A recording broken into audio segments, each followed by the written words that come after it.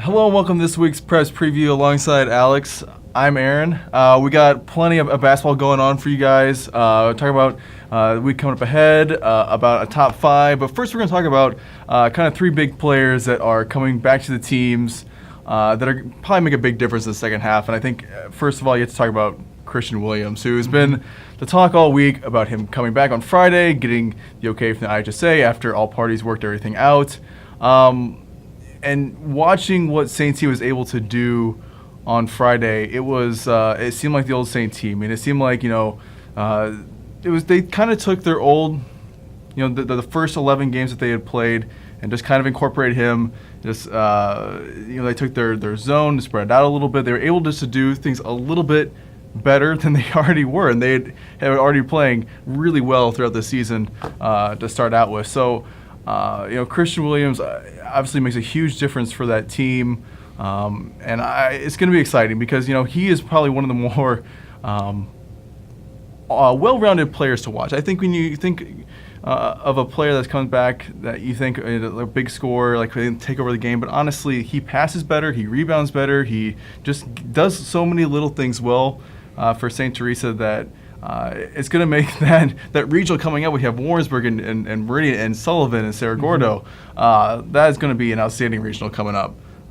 So really exciting news for St. T. I know they've been waiting for this for a while, and it's finally kind of get back and kind of have that team together now. So they got a couple months to get them back into that starting lineup and kind of get everything smoothed out and worked out, and it's going to be fun for the Bulldogs for the next couple months. Yeah, like you said, Christian brings so many different aspects back to St. T's offense, St. T's defense.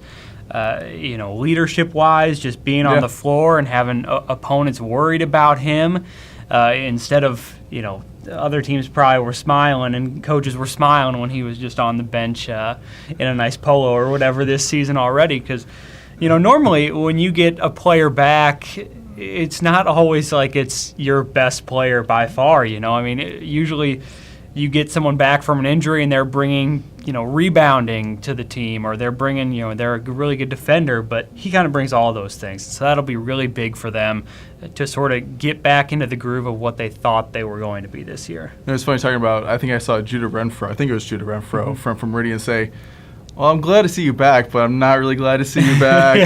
Have to go up against, and they will play this Friday coming up here. So right away, we're about to see, so it should be good. Now another big player coming back, Taylor Edwards for Arcolas, and she's been back a couple of games, but makes a huge difference for a team that was right there at sectionals last year with Central A&M is a big part of that team.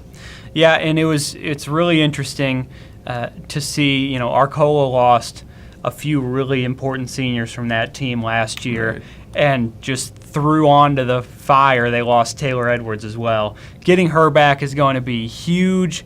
She like Christian Williams, she does so much for that team. She was their leading scorer, leading rebounder, and all of a sudden they just lost all of that. The good thing about both of those players is, based off of their early performances, now that they're back, Taylor has a couple games under her, and Christian's gotten out there, and we've seen him, but they kept working out. They kept doing their basketball things while they were hurt in Taylor's case or suspended in Christian's case, and they look good, and they should be okay going the rest of the year. Yeah, Arcola beat Marshall, a pretty good team, and they were about a 500 team. Arcola, they had Riley Fischel and Becca Montgomery. They had a pretty big junior class that had some of that sophomore starting experience, and they were able to keep that afloat. So I think for a team that had some experience going in, to keep that and play as well as they did without Taylor Edwards, that's got to be encouraging for them now getting her back. And the other, I think, big player is getting Corey Carver back. He had a collarbone injury, I think, at the very last game of the football season. And he is someone who brings size to a little bit more size to Casey Westfield. He brings definitely defense and offense. I mean, he's a really well-rounded player as well. And to get that interior presence to go along with Parker Bainsley, I think that really solidifies them as a team to watch in 1A. And I know they play Dietrich, though they might play Dietrich in the regional. I mean, they're kind of in that same matchup. So obviously, it's going to be a tough road for them to go. But getting someone like Carver back, who is so talented, that's got to be a lift for Casey, who, kind of like Arcola, was maybe 500, and they've been playing pretty well since getting Carver back. Yeah, and especially in 1A, just like Dietrich has these two big guys, getting a guy like Carver back for Casey is huge. I mean, you're putting in such a big physical presence in there, a kid who plays football and plays it really well. He brings that kind of physicality to the basketball floor, and it's only going to make a brighter future for them. Yeah, and a big guy who can run the floor well. Yeah, I mean, he can get that rebound and run with the rest of those point guards there. So we'll kind of get to the top five, and I don't know if you want to go. I had a really hard time narrowing my 6 down to 5, because I feel like there are 6 really good teams, and getting that down to 5, I had a hard time, getting, who did I leave out? Because I think I'm leaving out a really good team in our area. So here, I want you. I'll be brief, because I kind of got the start on it last week, so I had 5 to build from. But there have been some interesting changes since last week. I mean, certainly with Christian back at St. T, that kind of piques your interest in them. But my 5 is the same as it was last week in terms of teams being in it. I have Lincoln at number 5, since lost to Lanphier, which drops them a bit. Teutopolis, who squeaks out an intense double overtime win against Eisenhower, which was a really good game from what it sounded like, is at number 4. MacArthur, they stay at number 3. That's where I had them last week. Just their versatility and athleticism, and they're kind of doing their thing in the CS8 right now, in first place, and still looking really good. Dietrich and Warrensburg are number 2 and number 1 respectively for me, and that's not going to change.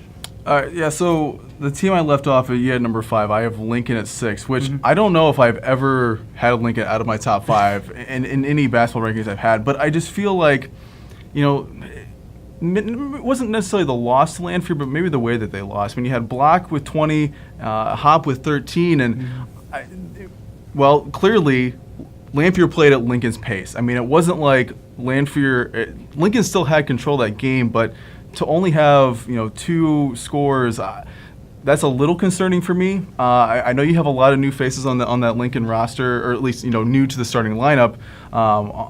So I'd never want to count Lincoln out, because I have no trouble thinking, okay, they'll be okay down the road. But that's just a little concerning, just the way they did that, even though they just won the Council tournament. Yep. I mean, it's hard for me to put them there, but I feel like all these 4 teams right here are really close together. So even though I put them number 6, so close to number 5, where I have at St. Teresa, which I feel like already a good team, and then when you add Christian Williams, who really can play at any spot on the floor, that makes them a very dangerous team. Talking with Patrick Altoff, he said the way that Christian can rebound the ball and then just get up the floor right away, it makes them a quicker team. I talk about that 2-3 zone they play. He can spread that defense out, because he has that length where he can get into the passing lanes. The press is better, because teams can't throw over him because he's 6'5".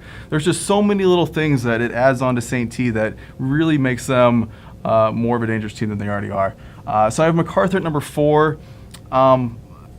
One good thing, one bad thing for MacArthur. It was a little concerning to see them give up 90-plus points to Bloomington. I really didn't see that coming, and it's so strange, because I would say for 90% of the year, they've been an outstanding defensive team. But it's been, the Champaign Centennial game and this game, I don't know what it is. I mean, it's been weird, because, most of the time they played a really solid defensive game. So, but one good thing, Dallas McClain, I feel, has made that jump from last year. I mean, he was, he had his moments last year, but this year he's playing so consistently well.